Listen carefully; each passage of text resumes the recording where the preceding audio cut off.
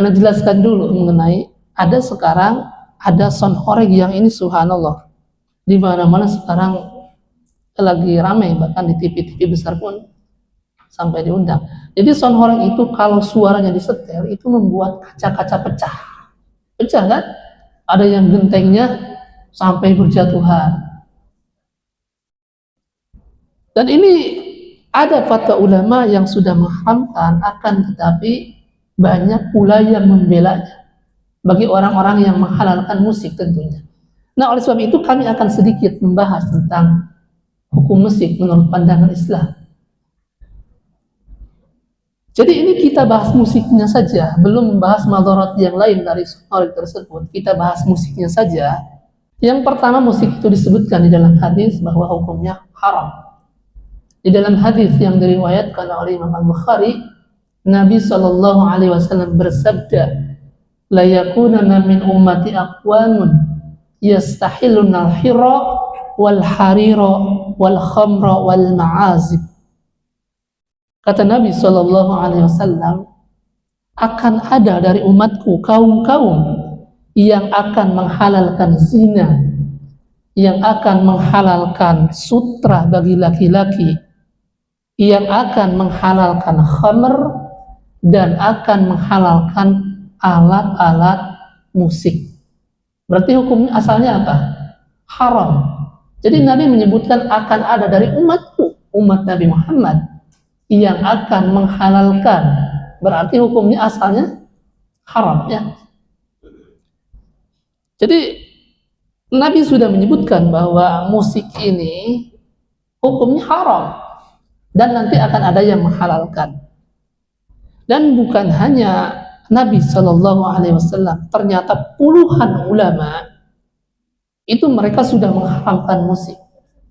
Seperti Al-Imam Ibn Hajar Al-Haytami, beliau sebutkan bahwa Al-Imam Asy-Syafi'i mengharamkan seluruh jenis alat-alat musik. Beliau sebutkan di dalam kitab Az-Zawajir, kata beliau, wa qad ulima min ghairi syakkin anna Syafi'i harrama saira anwa'i zamri. Telah diketahui tanpa keraguan bahwa Al-Imam Asy-Syafi'i mengharamkan seluruh jenis alat-alat musik. Nah, ini kami jelaskan karena banyak di Indonesia kita kan mazhabnya apa katanya? Syafi'i kan, kita mengaku mazhabnya Syafi'i. Nah, ternyata kata Imam Ibn Hajar Al-Haytami, Imam Syafi'i itu mengharamkan seluruh jenis alat-alat musik. Kalau rebana boleh dalam kedua-dua keadaan. Di hari raya Idul Fitri atau Idul Adha, yang kedua di acara walimah. Boleh itu karena ada hadis. Tapi yang mengumandangkannya pun bukan ibu-ibu yang sudah punya anak 2, 3, geol-geol di hadapan laki-laki, bukan. Itu anak-anak kecil yang diperbolehkan. Ini di dalam Islam sudah diatur, ya. Nah, jadi kata Imam Ibn Hajar Al-Haytami di dalam kitab Az-Zawajir, Imam Syafi'i itu jelas mengharamkan seluruh jenis alat-alat musik. Ini agar kita yang mengaku di Indonesia kita mazhabnya Syafi'i, tapi giliran urusan musik dibuang, sehingga banyak katanya para kiai, ustaz. Tapi ketika ada fatwa yang mengharamkan musik, MUI pun mengharamkan sound horeg, sekarang banyak yang protes karena mungkin tidak pahamnya dengan hukum musik. Makanya Anda jelaskan sedikit saja agar ini untuk memperkuat fatwa tentang haramnya musik, sehingga MUI bisa benar-benar kuat ketika mengharamkan sound horeg. Karena sound horeg itu kan asalnya musik kan, mereka bermain musik. Baik. Nah, itu ulama yang pertama yang menyebutkan haramnya musik. Kemudian ulama yang kedua yang menyebutkan haramnya musik yaitu Al-Imam An-Nawawi rahimahullah ta'ala di dalam kitab Rawdatul Talibin. Beliau menyebutkan al-ma'azifi wal autari yahrumu isti'maluhu wastimaluhu. Alat-alat musik dan alat-alat yang bersenar maka haram penggunaannya atau menggunakannya, dan haram pula mendengarkannya. Nah, jadi kata Imam An-Nawawi rahimahullah ta'ala bahwa alat-alat musik dan alat-alat yang bersenar itu haram penggunaannya dan haram pula mendengarkannya. Nah, agar ini kita tahu berarti selama ini MUI mengharamkan sound horeg misalnya yang isinya musik, ini mereka mengikuti fatwa-fatwa ulama juga. Kemudian ulama yang lain yang menyebutkan bahwa haramnya musik,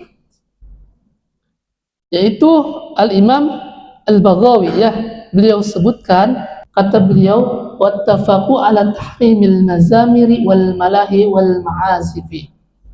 Dan mereka para ulama sepakat tentang haramnya musik. Jadi para ulama terdahulu pun sudah menyebutkan bahwa para ulama telah sepakat mengharamkan musik. Kemudian di dalam kitab yang lain, Al-Imam An-Nawawi pun dalam kitab Rawdatul Talibin, beliau menyebutkan al-mizmarul iraqiyyu wa ma yudrabu bihil awtar haramun bila khilafin. Yang namanya seruling dan semua alat-alat yang bersenar maka haram tanpa ada perselisihan.